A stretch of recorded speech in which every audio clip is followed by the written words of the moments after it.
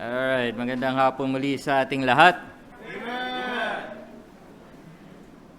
Mahirap kasi magsalita ng mga yung dapat sasabihin mo, nasabi kanina umaga. Yung outline ni Sir Alvin, 2 puntos doon, yun din yung nasa outline ko. Kaya saglit lang tayo ngayon. Kasi nasabi na ni Sir Alvin, magbabasa na lang tayo ng Biblia ngayon. Okay. Hindi, yun yung may isang verse kasi na pinipress ng Panginoon sa akin kagabi. Pero hindi ko matugma doon sa isang outline na ginawa ko na tumugma kay Sir Alvin. Okay, sakto no? Kaya sabi ko paano. And then, yun, ganina, sa biyaya ng Panginoon, nireview ko ulit yung isang verse na yun. And then, bumalik sa akin yung isa ko pang personal devotion. Actually, na devotion ko na to. Pero iba yung timpla. Kumbaga, ibig sabihin, ganito nang usap yung Panginoon. Okay, so, kaya kailangan, ayoko naman na ulitin yung mensahe kanina, okay? Pero matatouch yung part ng mensahe nun, okay? So, kaya ginamit ko na lang yung point na yon dun sa title ko, yung Godly Seekers. Okay? So, we'll talk about a Godly Seekers for this afternoon. Okay? So, tayong tumayong lahat. Let's open our Bible, Romans chapter 12. Romans chapter 12. Kanina ni-recite tong memory verse na to. Romans chapter 12, verse 1. And then while holding on to that, Romans chapter 12, verse 1, you also hold on to Luke chapter 2. Okay. Luke chapter 2.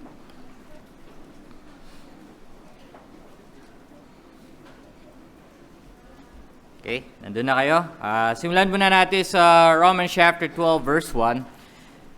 This will be our main text. And then we'll have some references dun sa Luke chapter 2. Okay, so dun po tayo tatahak. Okay? So yung iba memorize to, tama? Romans chapter 12 verse 1. But to the new ones, maganda kung titingnan niyo yan sa inyong mga Biblia.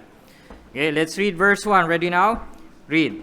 I beseech you therefore, brethren, by the mercies of God, that ye present your bodies a living sacrifice, holy, acceptable unto God, which is your reasonable service. Okay, godly seekers make a reasonable service. Okay? It makes a reasonable service. So, tingnan natin yung Luke chapter 2. At may mga titingnan tayo rito, isa sa mga character ng a godly seeker. Okay? Titingnan natin itong mga pastol, itong mga shepherd na ito. So, Acts chapter 2, let's read this. We'll read at verse 1 until verse 20. Okay, para alam natin yung kwento. Okay? I'll read verse 1, you read verse 2. Luke chapter 2, verse 1, it says that, and it came to pass in those days that there went out a decree from Caesar Augustus that all the world should be taxed.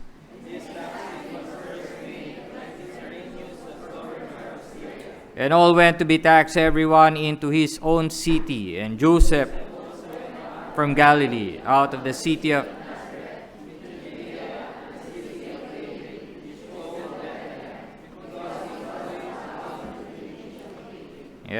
kung sa King James yan, makikita nyo naka-open and close parenthesis yung because he was of house and lineage of David. Okay? At kung nagba-Bible reading kayo, pinakita doon yung lineage na yon on the book of Ruth. From the lineage of Ruth, nanggaling si Jesse and then si David.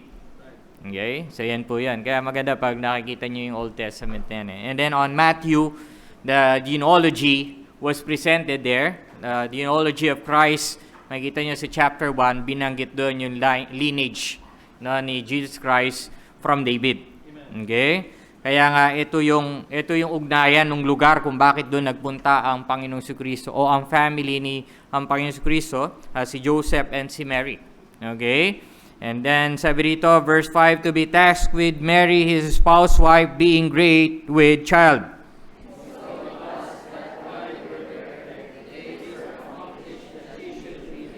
And she brought forth her firstborn son, and wrapped him in swaddling clothes, and laid him in manger, because there was no room for them in the inn.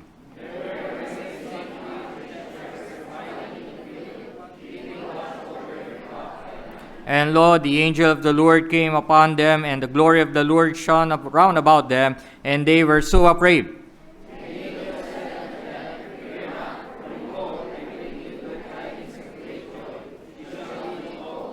For unto you is born this day in the city of David a Savior, which is Christ the Lord.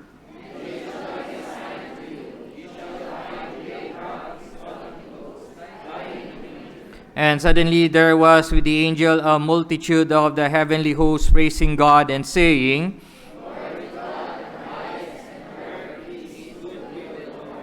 and it came to pass as the angels were gone away from them into heaven, the shepherds said one to another, let us now go even unto Bethlehem, and see this thing which is come to pass, which the Lord had made known unto us.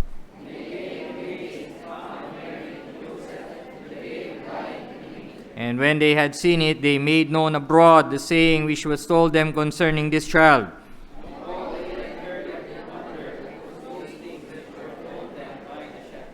But Mary kept all this and pondered them in her heart.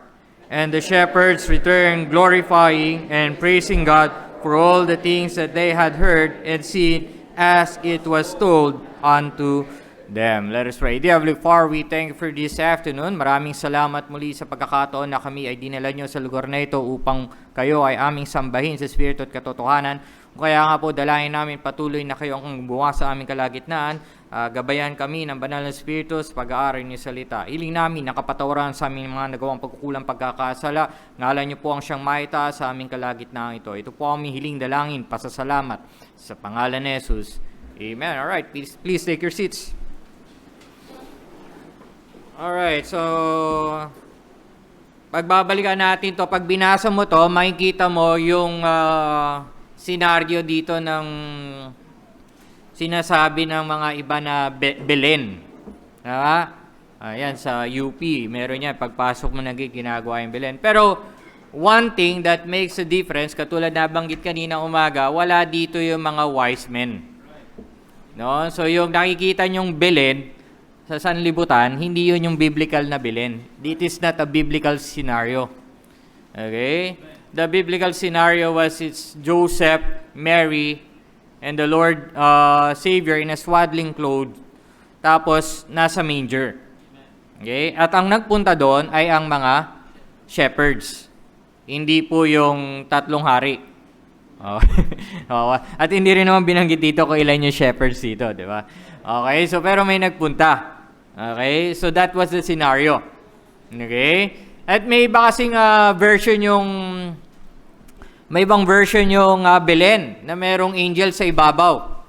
Nakakita ba kayo nun? Tapos merong parang trompeta, tapos may parang kasi dinidepict nila yung first part nung usapan na kung saan yung angels nagpakita sa mga shepherds, and this shall be assigned to, and verse 14, verse 30, and suddenly there was the angel, a multitude of the heavenly hosts praising God, saying, Glory to God in the highest, and on earth goodwill toward men. Pero wala yun dun sa Belen. Wala yun dun sa scenario ng birth of Christ. Okay, they were in that other place, kausap yung mga shepherd. Okay, kaya pag titingnan po natin, marami na kasi pag hindi ka nagbabasa ng Bible, maniniwala ka doon sa senaryo nung Belen na it's a party, no? Andun yung wise men, andun yung shepherd, andun yung angel. Ang dami nandun. Remind you, that manger ay hindi ganun kaganda. Okay? Yung manger, alam nyo ba yung manger? Sabsaban, no? Pag sinabing sabsaban, kainan nyo ng hayop. Oh, hindi siya magandang lugar, hindi siya magandang crib. Okay? Mukha lang siyang crib kasi sabsaban nga ng hayop eh. Nakita na ba kayo nun sa farm ni Old MacDonald has a farm? Okay. Iya-iyaw. Nakikita nyo na ba yung mga dinidepict na kainan ng kabayo, di ba, na malalim. Kaya doon inilagay yung nilagay ang Panginoon si Kristo. Again, swaddle clothes. And then, walang label yung clothes niya, nakalagay doon, JC, Jesus Christ. Walang ganun.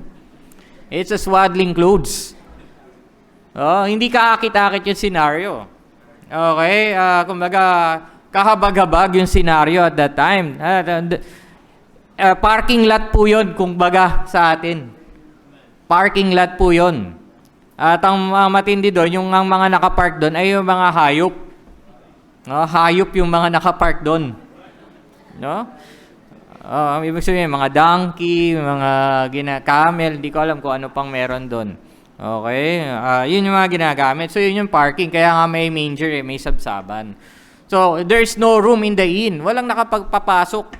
Okay? Mind nyo, ang hirap nun, yung mga anak. Bagay, di ko naman na-experience mga anak. Pero, yung the last na mga anak si Pia, pumunto kasi yung panubigan niya the early time na dapat siya magde-deliver. Okay? Nagpalipat kami ng hospital kasi from the isang hospital hindi available, there's no room there's no inn. Okay? Walang room na punuan, hindi pwedeng ma-admit na hindi siya pwede doon maghintay para mag-labor. Okay? So kailangan naming humanap, lumipat, putok na yung panubigan. Okay? Although okay pa naman daw, pero kumaga, syempre, pag hindi na ganon kadali, siguro naman naiintindihan ako ng mga nanay, tama? Diba? Pag magle-labor ka, yung hindi nag-CS yung magle-labor ka na wala, putok na yung panubigan mo. Okay? Hindi ko na patataas yung kamay nyo. Okay? Pero, ibang usapan yon. Okay? Pag gano'n yung sistema. No? So, hindi ko alam kung anong nangyari dito sa panganganak na to ni Mary. Okay? Pero, the description was, malapit na siya manganak. Okay? Kasi sabi rin, and so it was that while they were there, the days were accomplished that she should be delivered. Okay? So, malapit na. Okay? And sabi dyan sa verse 5, to be taxed with Mary's spouse wife, being great with child. Okay? Ibig sabihin, talagang due date. Okay? So, minsan parang, parang okay lang pag minsan relax ka lang. Pero akala mo relax ka pero natataranta ka pag mga anak. Okay? Isa sa mga hindi ko makakalimutan experience nung si Nia ay pinanganak. Nakarating ako ospital, magkaiba yung tsinelas ko. Okay? Nagulat na lang ako nung nandun na ako sa room, magkaiba pala yung pares ng tsinelas kong suot. Okay? So, ang palusot ko kasi madilim. No? Kasi lalabas ka madilim. Pero realize mo na isa yun sa mga hindi mo may kaya nung pangalawa kay Sid, inihanda ako na yung tsinelas ko laging para tama yung tsinelas na isusuot ko pag punta ng hospital. No? So tawa ng tawa yung tawa si Pia sa yung hipag sa amin hipag ko si Kat kasi nakita niya iba yung suot ko. Dinala pa niya yung tsinelas ko doon sa hospital.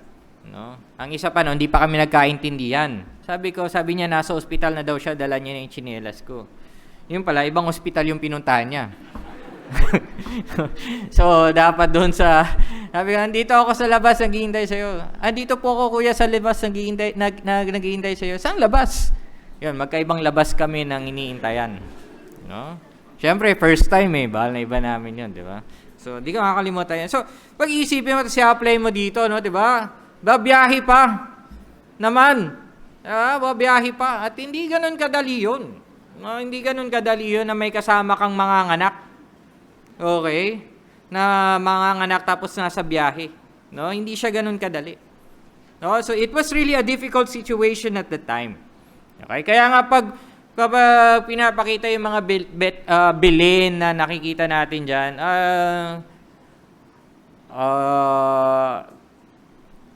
kumbaga, hindi ko sinabing wag kang magsaya, pero you have to be very careful kasi masyado tayong nagiging doon sa festive nung okasyon eh. Na wala namang sama maging masaya. Dapat maging masaya kasi paggunita ng kapanganakan ng tagapagligtas. Pero wag dun sa aesthetic values ng mga ginagawa. Okay? Now, isa yan kasi marami, no? Ayan, abala. Yan, dito sa UP, abala sila dyan, no? Pinagaganda na hanggang sa pagpapaganda nila, nawawala na doon sa tunay na senaryo.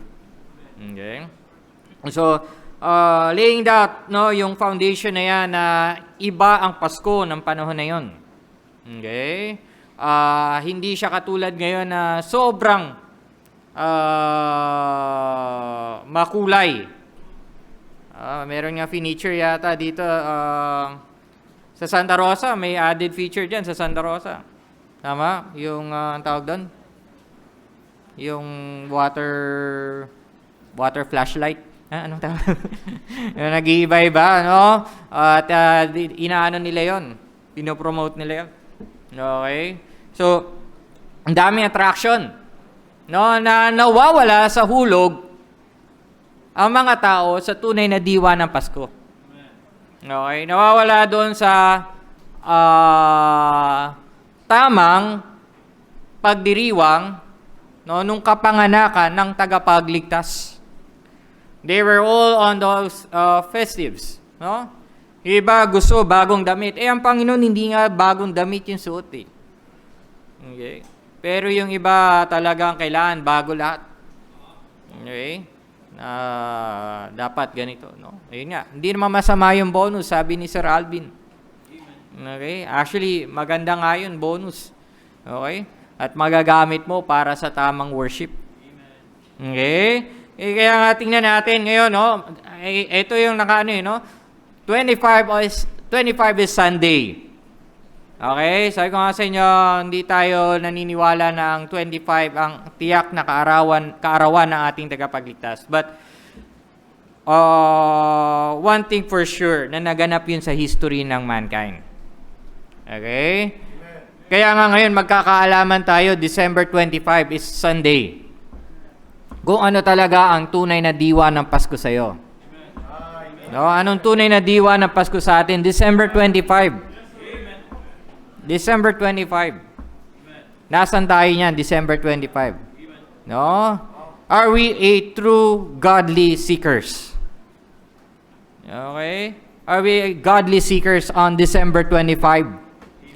No, na huwag nating kalimutan na dapat ay nasa tamang serbisyo tayo.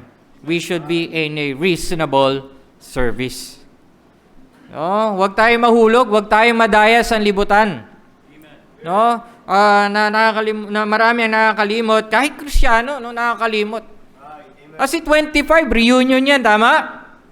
Minsan ka lang absent sa simbahan niyo eh. 'Di ba? Minsan ka lang absent. Pasko lang naman eh. Yun na nga eh, no? Wala ka sa tamang hulog. Okay? Wala ka sa magpipreach po ako doon. Teka muna, meron namang ibang panahon para magpreach ka doon eh. But Sunday is for the Lord. Sunday is for the Lord. No? Ingat tayo dyan kasi baka marami ang madaya ngayong Paskong ito. Yung sinasabing December 25. No? Ingat ka, are you a godly seeker? Okay? Are you a godly seeker? Of course, a godly seeker makes a reasonable service. Pag sinabi nating reasonable service, reasonable, from the Greek word logikos, meaning pertaining to a word, logical, reasonable. At dito ginamit is spiritual. Okay? Now, the Greek noun for the service, latria. Okay? It has a general meaning of service, ministry, work for hire, or a technical meaning, temple ministry, priestly service, sanctuary work, or worship. Pag sinasabi natin morning service, afternoon service, ibig sabihin nun, it's worship. Amen. We should be part of that worship. Amen. Ito yung worship natin. Okay? Hindi dahil nasa simbahan ka na, ay nanambahan ka na. Ang tanong, how do you perform the worship? Okay? Kasi marami sa atin ang feeling, ganun pa rin, nandun sa lumang tradisyon o maling katuruan na pag nasa simbahan na ay nag-service na. Okay? Na yung iba, pag nakaawit na sa choir, nakapagturo na ng Sunday school o nakapag-usher na, tapos na. No? Those are just ministries. Oh, walang masama dyan. It's good. You have ministries. Pero kung saan damakmak yung ministry mo, tapos hindi mo magampanan yung worship sa Panginoon, there's something wrong. No? There's something wrong. Lahat gusto mo pasukin. No, lahat na ministry, kabilang ka. Ang dami mong mag. Ang dami mong mag ngayong taong ito. Okay? Next year ulit. No? O next year, may mga iba pa tayong mga i-recognize sa Sunday. Sasama na natin yung mga prayer warriors. Sasama na natin yung transport ministry. Kasama pa natin yung mga nag-minister sa coffee. Ang dami. No? Kaya nga, kapag puno ka na ng sinasabi mong ministry, no? Nakakalungkot kasi niyan no? Nandito ka simbahan pero hindi ka nagpunta rito para sa Panginoon. Nagpunta ka rito para sa ministry. Na pagkatapos mo umawit sa kantata, nagpipictura na lang tayo at nagkukwentuhan sa labas. At pinabayaan na yung pakikinig ng salita ng Diyos.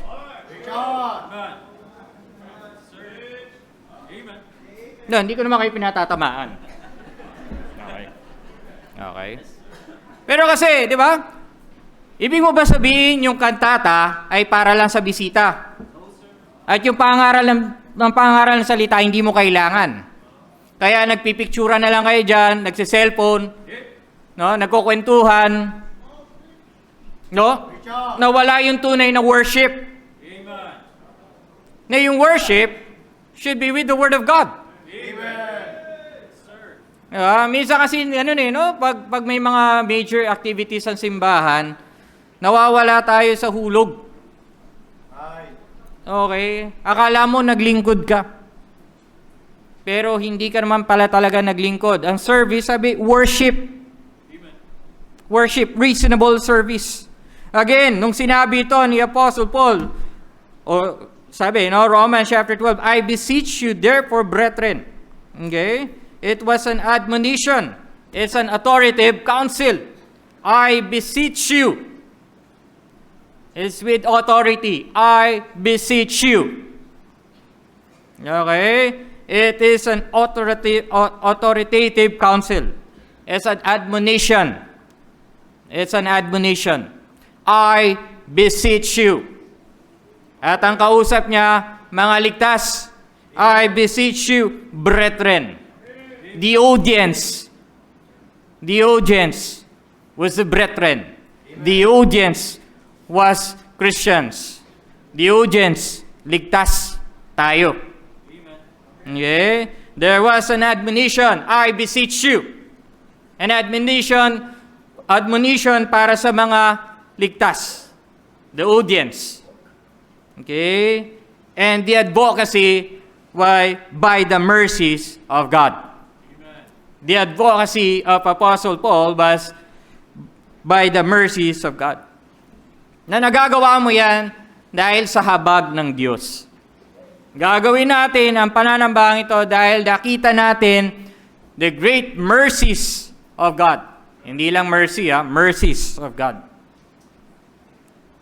No, ito po yung ating titingnan ngayon. No? Hindi pa yun yung outline, introduction pa lang yun. Okay, introduction lang. Nagkataon lang na puro A yun. Okay? The admonition, the audience, and the advocacy of this Romans chapter 12 verse 1. Okay? Makikita natin ang kausap, kaya nga para sa atin to No, I beseech you. brethren. Okay? Ano ang kanyang admonition? To have a reasonable service. So let's change that reasonable service to a spiritual worship. Okay? God is a spirit. Therefore, we must worship Him in spirit and in truth. Okay? Kaya nga yung pag-perform natin ng ministry, pagganap natin sa ministry, should be done spiritually. Amen. Hindi because magaling ka. Hindi dahil may kakayanan ka. Pero ginagawa natin ito dahil ito yung pamamaraan ng Panginoon. Amen. We worship Him spiritually. Amen. Hindi yung pakita ng tao. Masabi lang, kasi full-time worker ako kaya yon. Nakatatak ka lang, kaya mo ginagawa yon kasi full-time worker ka. Choir member ako, kaya yon. Academy student ako kaya ako ginagawa yon. You are bound for nothing. You are not doing that spiritually. Amen. And let us check our reasonable service sa Panginoon. Amen. Kasi kung tama yung paglilingkod mo, tama yung pagtrato mo sa pananambahan natin. Amen. Di ba? Oras pa lang tama na ang pananambahan natin. Amen. Darating ka sa tamang oras. Pananambahan yun eh. Okay? Pananambahan yun. Kaya nga, ito yung titingnan natin. No? The reasonable service. At pinakita itong reasonable service na ito ng mga shepherd. Mind you, busy yung shepherd. Okay, may ginagawa yung mga shepherd, hindi tambay. May ginagawa, busy rin sila. Katulad ng iba sa atin, ng reason ay, busy kasi ako eh. Alright? Busy sila, hindi sila tambay. Tingnan nyo sa chapter 2. Verse 8, and there were in the same country shepherds abiding in the field. Okay?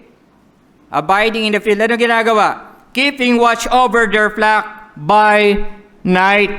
Lupit, diba? Gabi na. Okay, nagbabantay pa ng mga tuba. So they are busy here. Busy itong mga to. Okay? Kaya nga hindi mo pwedeng gawing rason na busy ka kaya hindi ka makakapanambahan. Amen. Okay? Because these shepherds, ay merong inintroduce sila dun no? Sa verse 8 eh. They were doing something. At hindi 8 to 5 yung trabaho nila, mind you.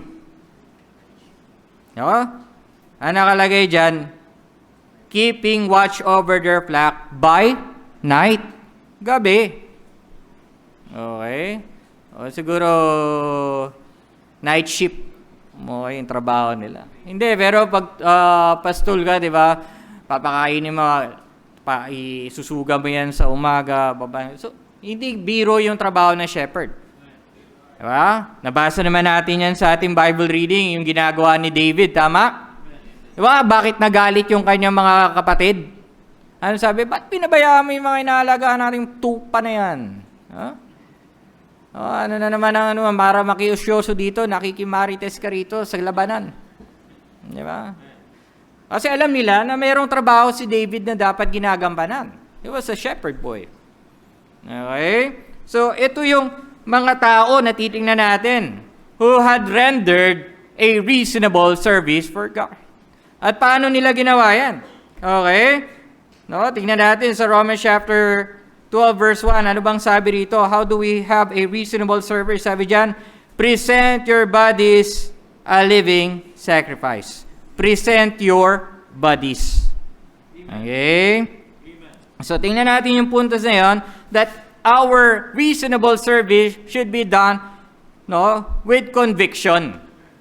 With conviction. Okay? At itong mga shepherd ito, nagpunta sila doon sa manger with conviction. Okay? Tingnan nyo dito sa verse 15. Okay? Patapos sila kausapin ng anghel, sinabi sa kanila yung good tidings. Ano sabi sa kanila? Narinig nila ang salita ng Diyos. Ano sabi nila sa verse 15? And it came to pass as the angels were gone away from them into heaven, the shepherds said one to another, let us now go even unto Bethlehem, and see this thing which is come to pass, which the Lord had made known unto us. They went bodily. They went by themselves. Hindi sila, tingnan nga na lang natin sa live stream kung anong nangyayari sa Los Baños. Attend nga tayo ng service through live stream. Diba? No, hindi, but they come. Kaya nga yung Hebrews 10:25, not forsaking the assembling of ourselves. Okay? Pinuntahan nila yan. They were being convicted. Okay? In their hearts. Okay? To present their bodies. Okay? Ibig sabihin, pupunta sila. It must be a desire. It was been done with their own free will. Kasi sinabi sa kanila, di ba? At sabi nila, they themselves, sinabi nila, they said one to another, let us now go even unto Bethlehem. Okay? It was a statement of conviction. Tama? Amen. Tama? Amen. Napupunta ka sa simbahan, okay?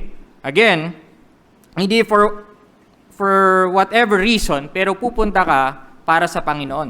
Amen. Kasi yun naman talaga yung dahilan ba sila pupunta doon sa Bethlehem. Kasi ano sabi sa kanila doon sa verse 10, and the angel said unto them, fear not, for behold, I bring you good tidings of great joy, which shall be to all people. For unto you is born this day in the city of David a Savior, which is Christ the Lord. And this shall be a sign to you. You shall find the babe wrapped in swaddling clothes, lying in a manger. So ang narinig nilang salita was the gospel. Ang narinig nila ay patungkol sa tagapagligtas. Kaya nga pupunta ka sa simbahang ito, not for anything, not because you are about to perform your ministry, but because of the Lord Savior Jesus Christ. Amen. Na kahit hindi ka mag-perform ng ministry, pupunta ka pa rin kasi ito ay pananambahan. Para sa Panginoon. Hindi requirement. Hindi requirement sa academy. It's good, it's part of that academy. Kasi nga, dito nag-aaral. Pero hindi ang requirement ng school. It is because of our conviction. Pupunta ka ng prayer meeting kasi you want to meet God in prayer meeting. Pupunta ka sa ating morning. Hindi lang morning na ang morning hindi nagsisimula ang morning service natin ng 10 o'clock. Right. Amen. Hindi nag-uumpisa ang service ng 10 o'clock. Nag-uumpisa ang service ng 8:30. Amen. Alright. Ito po yung tamang worship. Na, mamaya na lang ako, di na ako mag-a-attend ng Sunday school. Ito nga busy, may alagang tupa. Diba? And they find time to go to that place where the Lord told them to go. Okay? It was such a conviction. Okay? You present. Pag sinabing present, dadalhin mo yan, ihahandog mo yan. No, kaya nga, diba, sinasabi, naririnig natin na yung presensya natin dito sa simbahan, diba, it's a blessing. Kasi nadala mo yung sarili mo, no? Diba? Iba pa yung kaloob, pero yung sarili mo na ikaw nandito, it's a blessing. Okay? Kaya nga, we ought to present our bodies sa Panginoon. Now, that will only happen with conviction. Kasi minsan, diba, sinasabi na iba, the heart is willing, the spirit is willing, but the flesh is weak. Okay? May mga ganong padali, di ba? Mahina kasi ko, marupok. Hindi po yun ang dahilan. Okay? So, you have to be driven with our conviction. Okay? Pupunta ka dito. No? Nakakatuwa. May mga iba tayong kapatid dito, talagang malalayo pa, pero nagpupunta dito. Katulad ng mga wise men, tinan nyo, nagpunta saan malayo, biyahe, sabi ni Sir Alvin kanina, diba? Hindi madali ang magbiyahe, gagastos sila. Gagastos yun. Nakakalungkot kung yung bahay mo dyan lang sa likod ng simbahang ito. O sa kabilang lote. O kaya dyan lang sa kapitbahay. Late ka pa. Diba? Nakakalungkot kasi, diba, parang, ito mga taong ito, bumabiyahe pa talaga. Itong mga wise men ito, bumiyahe pa talaga. At meron din tayong mga kapatiran dito, malalayo ang pinanggagalingan. Merong sa Mars, sa Pluto. Okay, talagang malayo. Diba?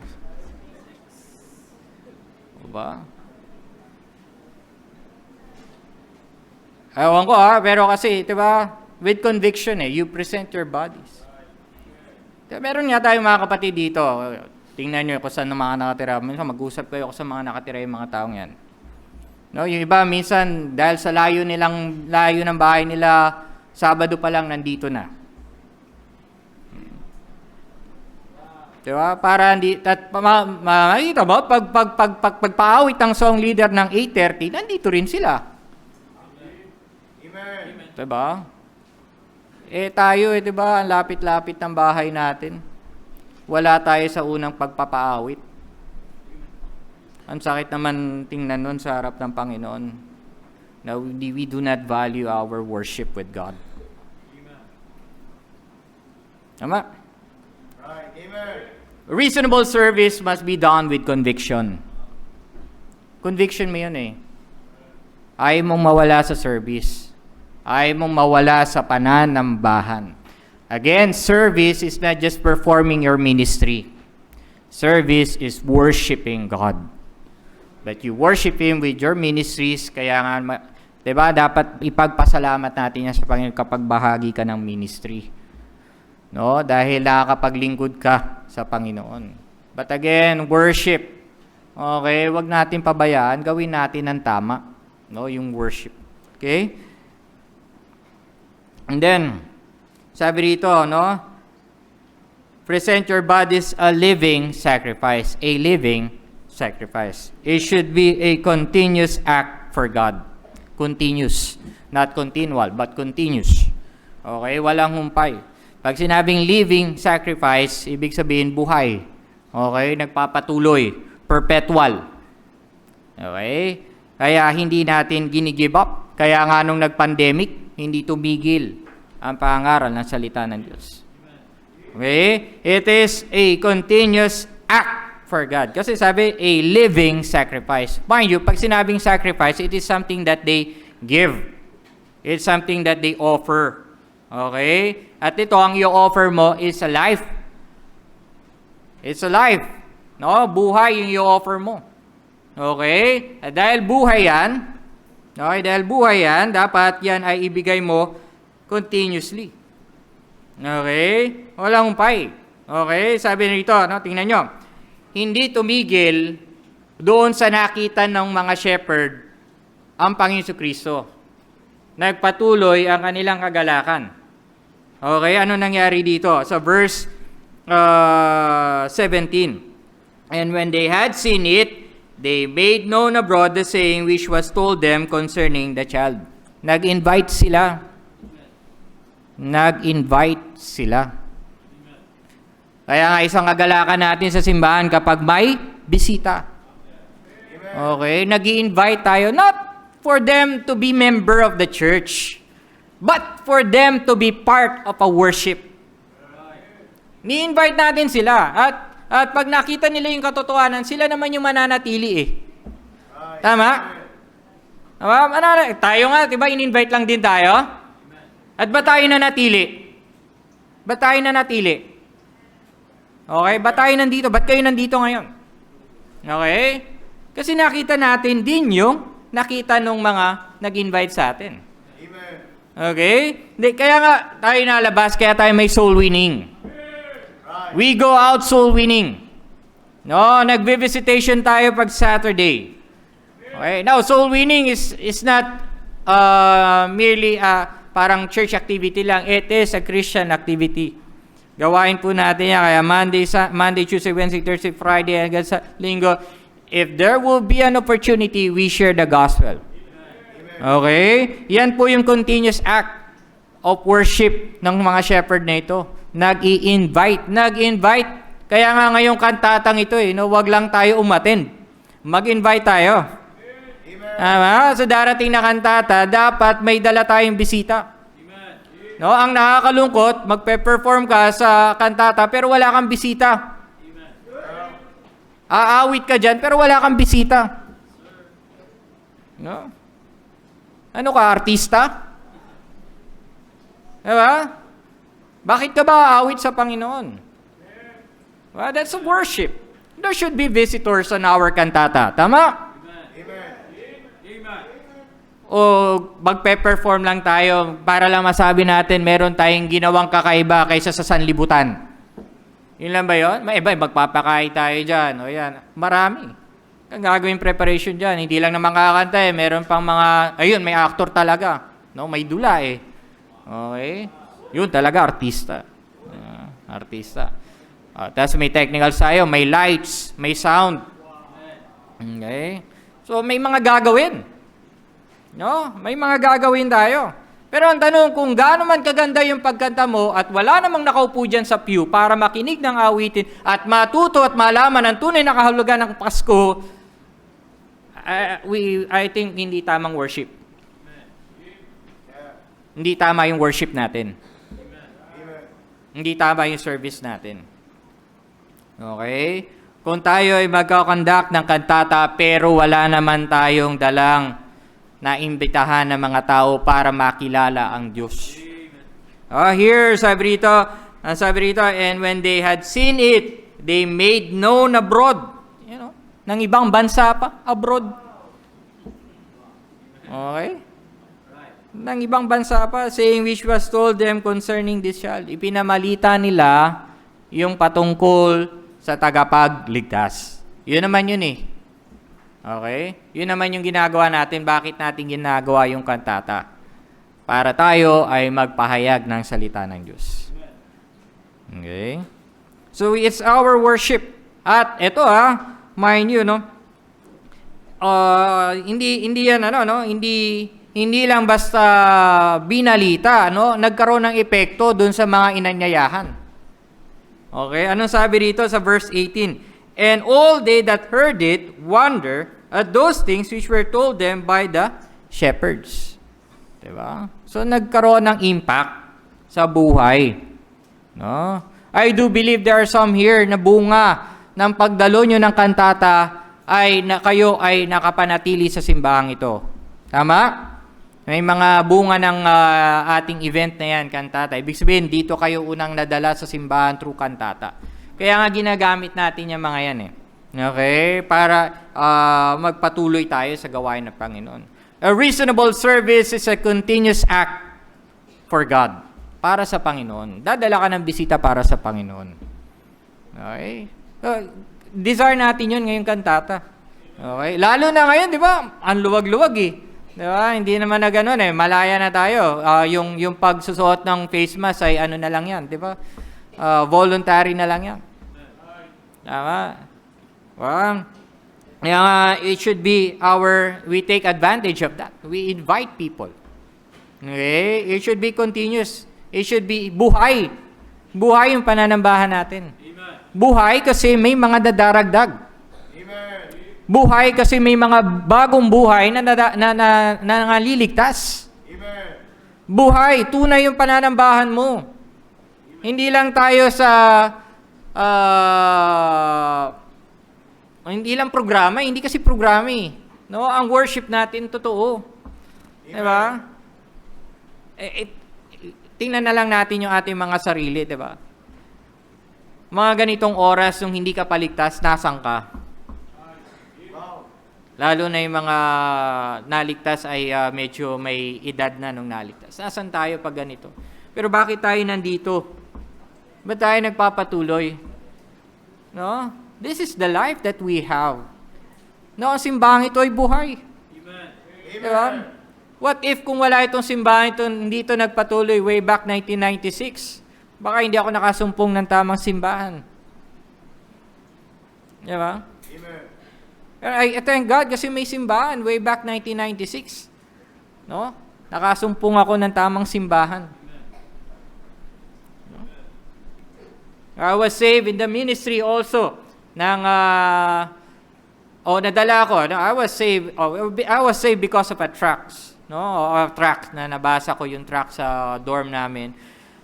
Kumbaga, talagang pinagplanuhan ako na mapatira sa parang org house ng BYSC.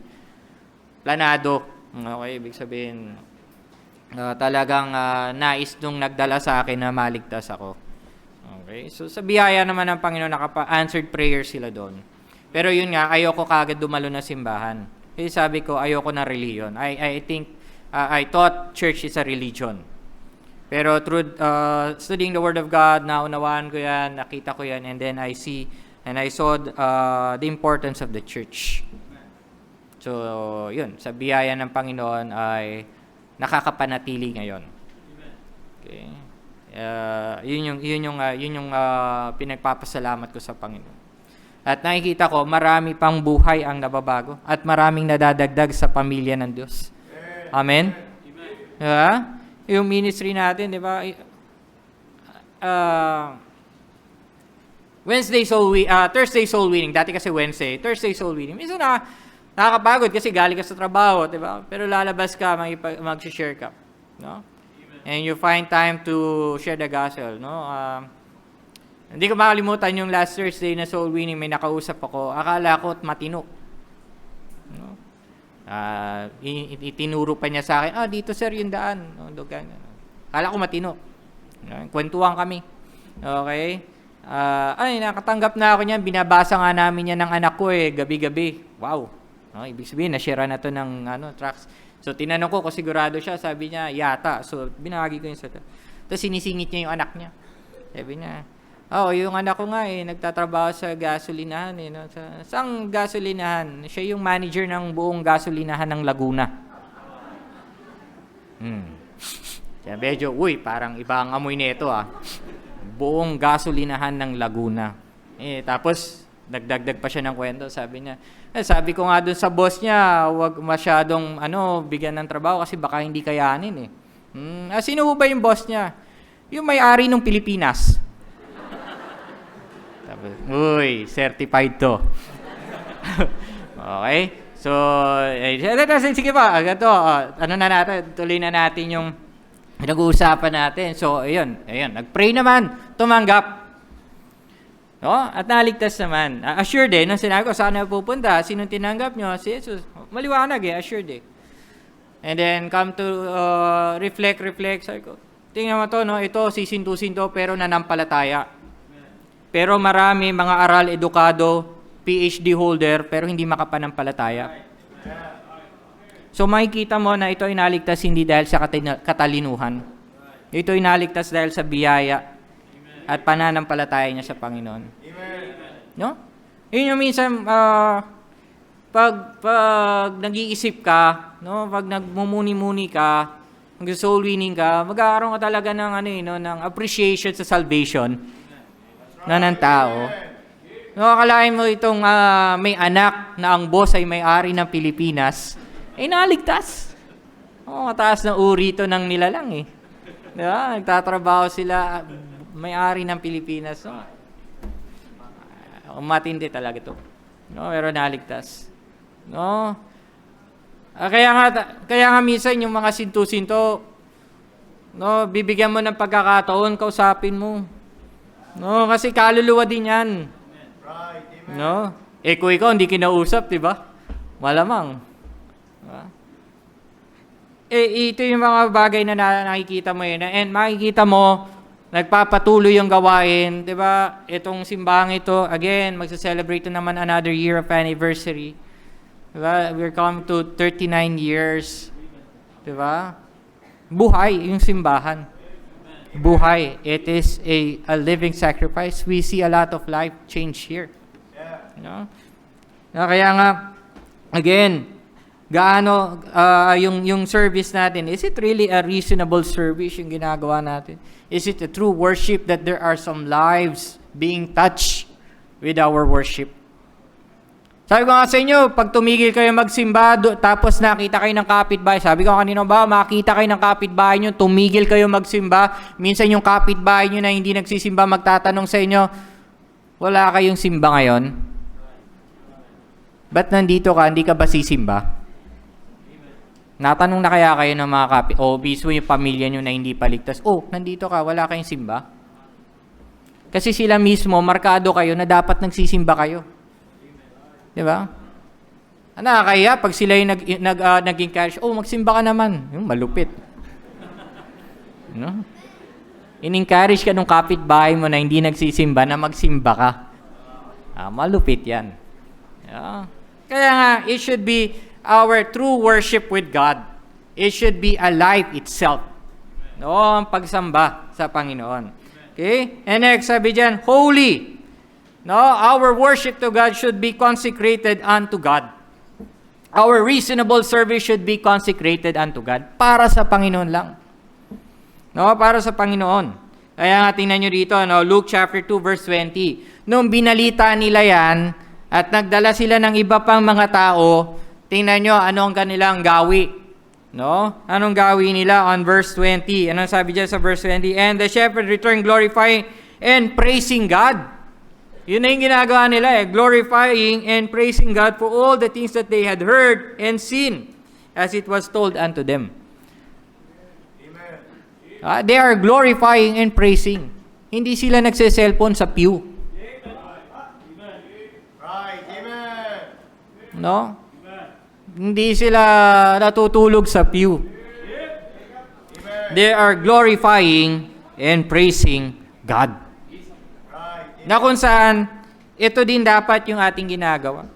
No, yung ginagawa nating service should be consecrated para sa Panginoon. It should be holy. Banal. Banal yun Yung ikaw maupo dyan, umawit ka para sa Panginoon, banal na gawain yun. Yung ikaw nandyan at magbigay, banal na gawain yun. Yeah. No, kaya nga yung darating na Christmas gift to Jesus, banal na gawain yun Kasi ang bibigyan mo ng gift ay ang Diyos. Amen. No? Yes, of course, the church, gagamitin natin yung pera din ngayon, gagastusin sa simbahan ito. Pero ang first and foremost, bakit mo ibibigay yun? Kasi alay mo yun sa Panginoon. It should be a consecration. Kaya hindi ka lang basta makalagay sa envelope. Dahil kakanta ka dito, tapos padadaanin ka dyan, no? Kahit na ano na lang may lagay mo sa envelope para makita nila na naglagay ka dyan sa envelope at naglagay ka, naging kabahagi ka. No. No, yung mga wise men, naghanda ng kaloob.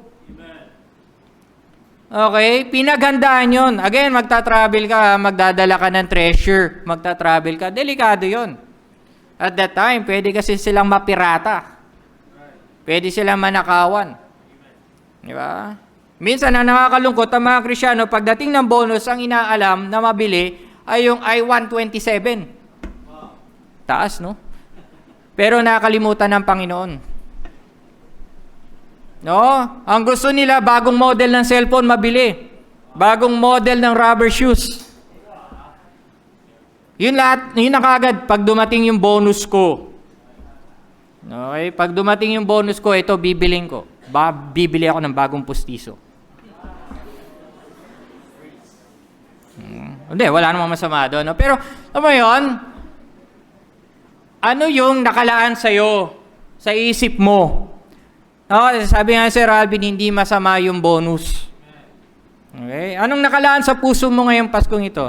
Diba? Yung iba, diba, yung awitin, making list. Diba? Lahat, nilagyan mo na ito regalo ko, ganito regalo. Pero sa Panginoon, may nakalista ka na ba regalo para sa Panginoon? May regalo ka na ba para sa Panginoon ngayong Christmas gift to Jesus?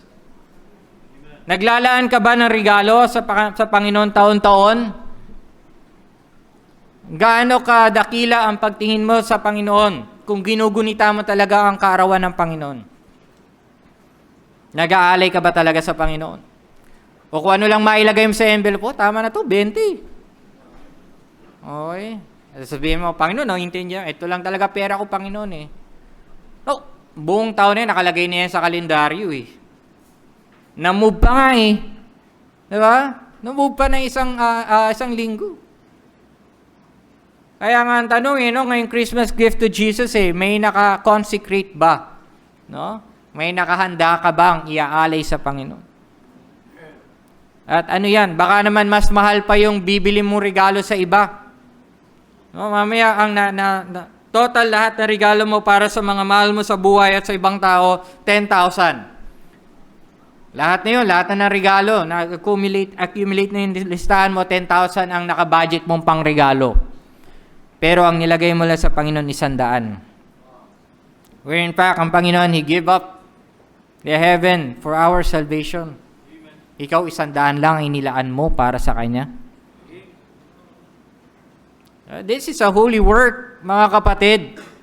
Hindi po palabas ang Christmas gift to Jesus. Amen. Hindi po fundraising yan, mga kapatid. Yeah. Hindi po yan fundraising, mga kapatid. Yan po ay para makita natin ang tunay na value ng tamang pagbibigay. Kung sino man ang dapat bibigyan ngayong Pasko o sinasabi nating Christmas, wala iba kundi ang Panginoon. No, sabi nga, wala masama sa exchange gift, wala masama magbigay na regalo. Pero tingnan mo yung value ng regalo mo, kung sino ang mas mahalaga sa iyo ngayong Paskong ito. Kung yung girlfriend mo mas mahalaga sa iyo, may tsokolate, may bulaklak na, may pa-cellphone ka pa, nakaplan pa, lahat na, tapos di ka sasagutin. No? Sasabihin mo, ang Christmas ko ay, no? Pasko na sinta ko. No? Yan ba ang awitin mo ngayon, tutugtog? Kasi mali yung pinaglaanan mo eh. Mali yung pinaglaanan mo ng yung Pasko. Maling-mali. No, nakalaan ka doon sa masarap na handaan. No? Sa amin kasi sa men's fellowship, ini-expect namin palagi yung exchange gift namin. We're always looking forward for that. Okay? Gustong-gusto namin yan. Okay? Not because of the value. Not because of the value. Pero yung excitement na pag binuksan mo yung regalo mo, na ang inihanda mong regalo ay worth 500, pag nag-ikutan ng sayo isang balot ng pritong itlog. Wow. No? Naglagay ka, regalo mo, necktie, matatanggap mo 3 pirasong candy. Wow. It's really, wow. Sarap talaga ng ganitong exchange gift. Yeah? Exciting. Diba? Kasi nga, it was a gift na ito minsan nakakalimutan natin talaga. Okay, we're always looking onto that value ng gift na matatanggap natin pang sarili. Amen. Okay? Pero nakakalimutan natin ang Panginoon na dapat pagbigyan ng regalo. Okay? Kaya nga ngayong Pasko, yung Christmas gift to Jesus natin are we really doing it with praise to glorify God? No, yung pagbibigay mo ba, is that for the praise of God? Praise God, dumating ka Panginoon. Glory to God, dumating ka at kami inaligtas. O bibigay mo lang yon kasi para lang masabing nakapag-Christmas gift to Jesus ka. Okay? They done it for the praise of God. And sabi diyan, glorifying and praising God for all the things that they had heard and seen. Nakita mo kadakilaan ng Panginoon, then you should glorify and praise God. Okay? Kaya, pakita natin yan ngayon darating na Christmas Christmas gift to Jesus. Does it really mean to you yung pagbigay mo na regalo? Hindi man natin mapalitan. No, katulad ng ginagawa ng mga kalalakihan na exchange gift, hindi man natin masuklihan yung necktie. Pero may naibigay ka at least itlog. Okay? Ganoon din sa Panginoon, di man natin may suklian yung ibinigay niyang buhay na walang hanggan. Amen. Pero ma-appreciate man natin yun at may bigay naman natin yung token of our thanksgiving, of our praise and glorifying act natin sa Panginoon. No? Pero pag-isipan mo, wag naman yung basta kung anong madukot mo sa bulsa mo. Pag-isipan mo yan, mahaba pa yung oras, mahaba. Alam niyo, pag nanonood ka ng balita, di ba, pinapakita, ilang days to come to Christmas. Diba? O ilang days na lang ngayon. Ngayon ay 20. So meron na lang 10 plus 25. So there are 35 days to come. Diba? Malapit na. Diba? Malapit na yung Christmas gift to Jesus natin.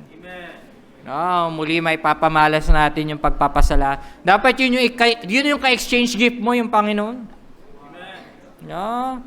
It should be a means of our praise and glorification sa Panginoon. Okay? Kaya pag may natanggap kang bonus, sana naalala mo ang Panginoon. Okay? And the last thing, sabi dyan, acceptable unto God. Acceptable unto God. It should be conformable to the will of God. Okay? Tingnan nyo yung sinabi sa Luke chapter 2 verse 20. And the shepherd returned, glorifying, praising God for all the things that they had heard and seen as it was told unto them. As it was told unto them. Okay? Bakit? Paano ba yun? Tingnan nyo sa Luke chapter 2 verse 13 to 14. Paano ba? And suddenly there was with the angel a multitude of the heavenly host praising God, saying, Glory to God in the highest, and on the earth peace, goodwill toward men. Pinakita sa kanila ng anghel paano yung mag-worship sa Panginoon. And they also did it accordingly. So yung pag-worship natin sa Panginoon should conform to the will of God. Hindi sa pamamaraan natin. Yung ikaw ay dumalo sa pananambahan nang wala sa oras, ayon yan sa pamamaraan mo, hindi pamamaraan ng Panginoon. Yung ikaw ay wala lang sa'yo yung altar call, hindi yan pamamaraan ng Panginoon. Pamamaraan mo yan. Yung ikaw ay hindi magbalik ng tithes mo at magbigay ng offering at ng mga commitments mo, hindi yan pamamaraan ng Panginoon. Pamamaraan mo yan. It is not an acceptable unto God. Kaya nga tingnan natin, yung ating reasonable service, our spiritual worship to God, does it conform to the will of God? Of course, yung sarili mo dapat tama sa Panginoon. Nandito ka para sa Panginoon, not for anything. No, hindi dahil naka-duty, hindi dahil duty ka or assigned ka or meron ka ipe-perform na ministry, not because of that, but because of God. Kaya nga, ito yung admonition. No, I beseech you, therefore, brethren, by the mercies of God, that ye present your bodies a living sacrifice, holy, acceptable unto God, which is your reasonable service. Amen. Let us ask ourselves, are we rendering a reasonable service para sa Panginoon? Ginagawa ba natin talaga ito para sa Panginoon? Ngayong darating na kantata, our minds, our heart are set to offer this to the Lord or just for the event sake? Wag naman sana. Okay? Wag naman sana. Gawin natin ng tama. Gawin natin yung pag-perform, pag-worship sa Panginoon ng tama. Okay? Let us render Him a reasonable service. Let us worship God spiritually. Okay? So I hope we got that message, no? Na madali naman tandaan yung outline. No, madali naman tandaan yung outline. Pero wag lang doon sa outline. Sana tumama sa puso natin ito. Gawin natin ng tama yung paglilingkuran natin sa Panginoon. Let us have a true worship unto God. Let us pray.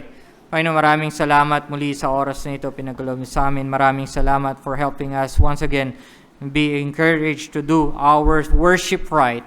Makita po namin ang kadakilaan ng inyong salita na ito ay aming nagagampanan sa aming kalagitnaan. Maraming salamat sa simbahang ito. Maraming salamat na sa pamamagitan ng inyong salita na patuloy inihahayag sa pulpitong ito, kami po ay nakakapanatili at nakapagpapatuloy. Maraming salamat sa buhay ng mga shepherds nito that they were written for us to be reminded of our true worship to you. At patuloy na kayo nga po ang siyang gumawa at magpala sa amin sa pagpapatuloy na ito. Muli ang lahat na ito aming hiling dalangin pa. Salamat sa pangalan ni Jesus. Amen. Again, the altar is wide open. Saan bahagi ng mensahe ng usap ang Panginoon sa inyo? Let us check ourselves. Let us settle that to God. Are we rendering a reasonable service for God? Are we always prepared to have a reasonable service for God? Tama ba talaga yung pananambahan natin?